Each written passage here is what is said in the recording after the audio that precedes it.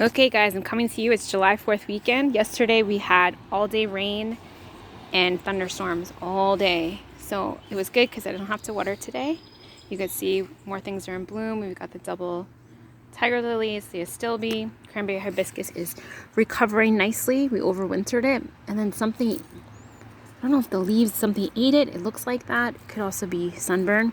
But you could see the medicinal Monarda, bee balm, is in bloom. We've got some herbs over here, which I harvested a bunch and dehydrating them today.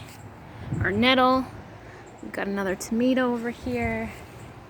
Our hummingbird plants are filling in nicely. The hummingbird has been visiting us. We've got some South Heel that's blooming. But what I wanted to point out today is I've done a few foraging videos. You can see them in previous videos. Is that with the price of food skyrocketing and the shortages and blah, blah, blah, there are so many things that you could eat in your own backyard. So I'm going to walk you through some of the things that I eat as long as, while we do the garden tours. This is wild lettuce. I did plant this. It took over. Unfortunately, it actually seems to be attracting the groundhogs. I had an incident with one. It was not fun. And it won. You can see wild raspberries. Again, you could eat that. We've got a mulberry tree. We try to get to the mulberries before the birds. We're not always successful with that. Of course, the elderberry I did cultivate, but you can see all this back here. This is garlic mustard. It's actually invasive in my area. It's probably invasive in your area too. You can eat it. You can use it like spinach. You could put it in smoothies. Again, yellow dock. You could eat the whole plant. These are some of the baby elderberries that I potted up. But like you can use the yellow dock root, you can use the leaves, I put them in my smoothies. You can eat the clover, right? So the bunnies are eating it, you can eat it too. You can see the American has fully, look at that. I can't even tell, I don't even know how many umbrels are on it this year. Last year there was only 2. And there was like, I don't know, 25 this year. It's crazy, it's 9 feet tall. The mullein is getting ready to bloom. It did have some worms on it like we had last year, but again, treated with homeopathic, worms are gone. It's magic. Some more yellow dock, and I've been keeping this because I put it in my smoothies, right? So my husband's not a fan, but it's free food. I'm growing it in my own backyard. So I know it hasn't been sprayed with anything, right? There's no contamination. Can't always say that for organic produce I buy in the supermarket. It's also been trucked in. The Jerusalem artichokes, again, you eat the tubers. That, all I did was buy organic Jerusalem artichokes at Whole Foods a few years ago. I planted them and they took off. So there's a lot of things that you can do, right, to take care of yourself in these times. So this oregano plant, I harvested a bunch of it today, dehydrated it. This is an oric. Again, these are your friends. These looked really sad last year. This year, incredible. Calendula is in bloom. Again, that's flower that has many medicinal uses. We've got our chives, our comfrey. Again, comfrey was a plant swap.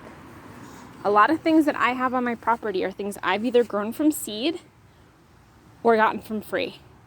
There's very few things that I've actually bought. You can see the lemon balm. Again, many uses. Pretty much grows like a weed. Okay, so I have a ton of lemon balm. But in here, with my mesclun greens that went to bolt, we've got chickweed, you can eat that. We've got pearl sane, you could eat that. We've got, there's a whole bunch of stuff in here. There's some vervain, I use that medicinally. There's a small vervain there. These are the onions that I planted. But this fennel, again, seeds itself. You have fennel, you plant it once, you'll always have it. This, wild spinach, lamb's quarters, eat it all the time. You can saute it in smoothies. Again, more wild lettuce. Here's the update of the tomatoes. They're growing nicely. We did have some aphid damage on the last 3 of this row. Again, I treated it with homeopathic. It's looking good, but I'm going to keep my eye on it. The strawberries, didn't really get such a great strawberry production this year. And I think that was because of the bunnies. See, this mullein had those worms. I picked them off and then I gave the treatment. And it looks so much better. I don't see any new damage. That's all old damage. So again, guys, magic homeopathy Can't say it enough. Chamomile, again, easy grow. More lemon balm here, right? And like lemon balm, I put it in my smoothies because I have so much of it. So again, the medicinals growing nicely. That's pokeweed back there. You want to read up on that. Motherwort, again, you can eat that. You can drink it as a tea. Lovage, same thing. We've got our meadowsweet. Honeysuckle, still going. Raspberry leaf, again, grows wild where I am. I'm in New York. You could eat that. It's very good for female hormones. You know, there's so many things. So I highly recommend that you get a book, a foraging book of the area that you live, and look to see what grows there, what you could eat. Because anything that grows naturally that Mother Nature intends to grow is going to be so much more nutritious than anything I cultivate. Okay, so this wild spinach is going to be more nutritious than any lettuce I grow, than any kale I grow, than any Malabar spinach, because it was grown on its own. It does get some bugs on it, so you got to pick through it, but it basically will, it's really low maintenance, and it's a spinach substitute. So while I'm waiting for my Malabar spinach to grow, because it's slowly growing, again, we got more Procyan in here. We did do the Florida weave on these tomatoes. I need to do another row on them tonight when it cools down, the sun goes down. I'm not sure it's going to work out so great because they're going to keep growing. So I think I'm going to have to put some bamboo sticks in, which is why I have it here. You could see our zucchinis are going. Got our basil. I did harvest some and I dehydrated some of that again today. This lavender really took off. It was not looking so good for a while. Marigolds look good. You know, sometimes the rain can actually hurt things with mildew. Like some of my bee balm has mildew on it. But horseradish, again, like go and get a piece of organic horseradish or conventional, it's up to you. And then you plant it once, you will have horseradish forever. You can see our giant Chomosino cucuzi are finally growing. We have some flowers, that's exciting. This Peter Pan, this was like third or fourth germination, I can't even remember. But you could see the difference of the tomatoes that were planted first. Look at the difference in height, right? Some of them are catching up, but it's funny because this whole row was basically planted within a few days of each other. And you can see, hopefully nobody gets motion sickness, that they are a big difference. Oh, you know, also some, like my plums, are determinate, so they will not keep growing, but the nyack is indeterminate, so it will keep growing. The cherries are indeterminate, they will keep growing, right? So they will grow until the frost comes. So over here, trying to think if there's things, mugwort, I keep this, it's protective, but you could also I make smudge sticks out of it. I use it to make infused oils. Again, lobelia, you can tincture. You have to be very careful, very small amounts. It's a very potent plant. Plantain, again, you get any sort of sting, I got something stung me this morning. You can just chew this plantain up, do a spit poultice if that grosses you out. You know, just wet it inside, put it on. But I have a bug bite one that I made, and I didn't know what bit me, so I put that on. But you could see there's some mildew happening. Oh, then hi, Mr. B.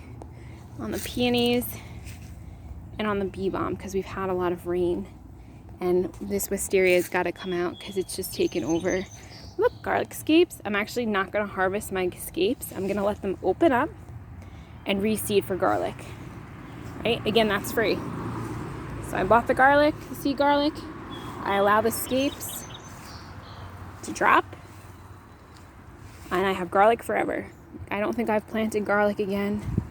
I can't even remember the last time I planted garlic. So the honeysuckle is looking good. The aphids really haven't come back. I've been monitoring that. This is a garlic that needs to be pulled. So when garlic flops over and turns brown, just like with onions, you pull it. Dandelions, super powerhouse. You can eat the roots. You can eat the flower. You can eat the leaves. They all do different parts of the body, liver, kidney support, right? So I don't pull, well, I'm gonna take that back. I would like to not pull it, but it drives my husband crazy, so I do pull some things because it gets a little invasive. And then we don't have room, you know, it will block some of my medicinals, and I don't want that to happen. See, the lilies are opening up nicely. We've got some more yellow dock here in the grass, some more dandelions, some bees on the clover. So I highly recommend that you go and find a book, support a local bookstore.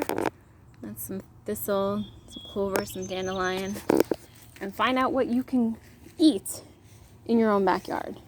Because a lot of times people tell me they have these issues, and I ask them, what's growing in your backyard? Because 9 out of 10, what is growing in your backyard is exactly what you need for that ailment.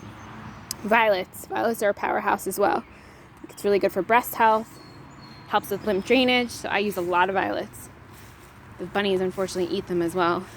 So this is like my mini foraging area that I wanted to leave. There was some sheep sorrel in here. There's some horseweed that went to bloom. There's some chickweed, but the bunnies have been eating it.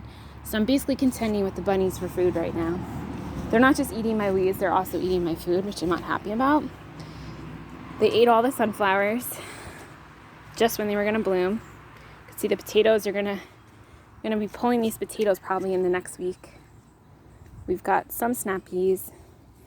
I thought the peas were gonna do good in the green stalk, but I don't know. I mean, it was easier because we didn't have the space in the garden, but they didn't do as good as I was hoping they would. This potatoes need to be pulled. The Swiss chard is finally doing something. Thank goodness. It's got a calendula, the last of the lettuce, another calendula here. This is a kohlrabi. I'm hoping they don't bolt. The cabbage actually were looking pretty good. I left this arugula. There was aphids on the kale. Yeah, it's just a lot of bugs still. But I'm doing what I can. And homeopathy has definitely been working in my favor. As you could see, the loofah is finally growing. I did some calendula remedy on that to get it to grow. More potatoes. The sweet potato looks really good. This sweet potato started, and this is regular potatoes. Well, they're all fingerling potatoes. Red, purple, white. And that's it. That's what we got today. Show you B. She's lounging. Hoping you have a great July 4th weekend. Talk to you soon.